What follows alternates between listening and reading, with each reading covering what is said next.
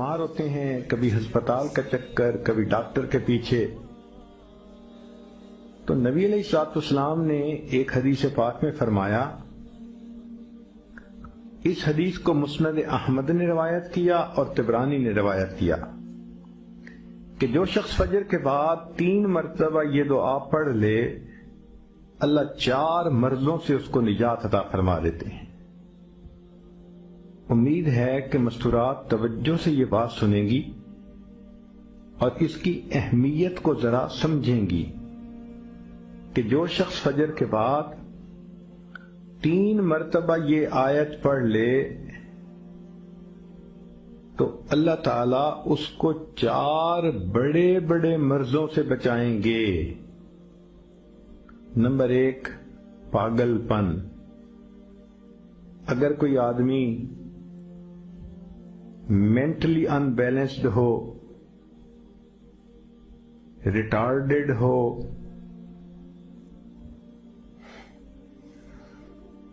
یا جس بندے کو چیزیں بھول جاتی ہوں یا چیزیں یاد نہ رہتی ہوں،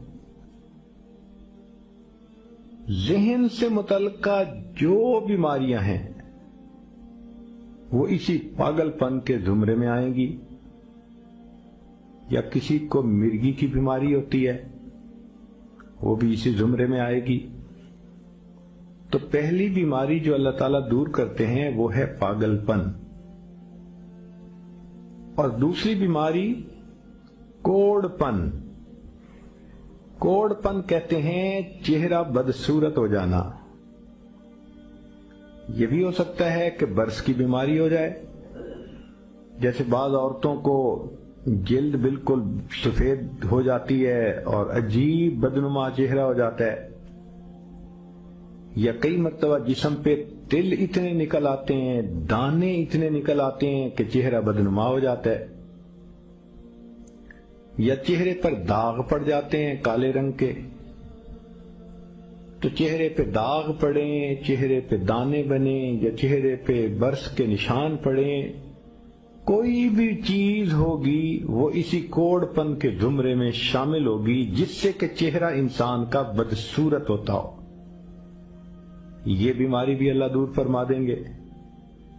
اب جن بیچاریوں کو بیوٹی پارلر پہ جانے کا شوق رہتا ہے اور اپنے فیس پہ پتہ نہیں کیا کیا پروسیس وہ کرواتی ہیں، تو ان کو تو چاہیے کہ وہ اس آیت کو یا اس فکرے کو بار بار پڑھیں تاکہ اللہ تعالیٰ ان کے چہروں کی خوبصورتی دیر تک سلامت رکھیں۔ اور تیسری چیز ہے اندھا پن۔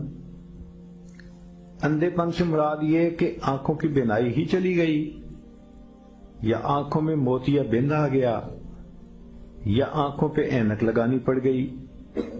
یہ سب ایک ہی بیماری کی تفصیلات ہیں۔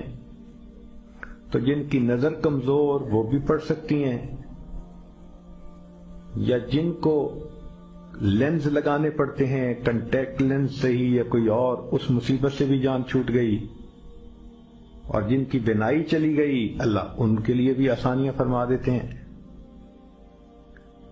تو پاگل پن کی بیماری ختم، کوڑ پن کی بیماری ختم، اندھے پن کی بیماری ختم، اور چوتھا فرمایا فالج کی بیماری ختم۔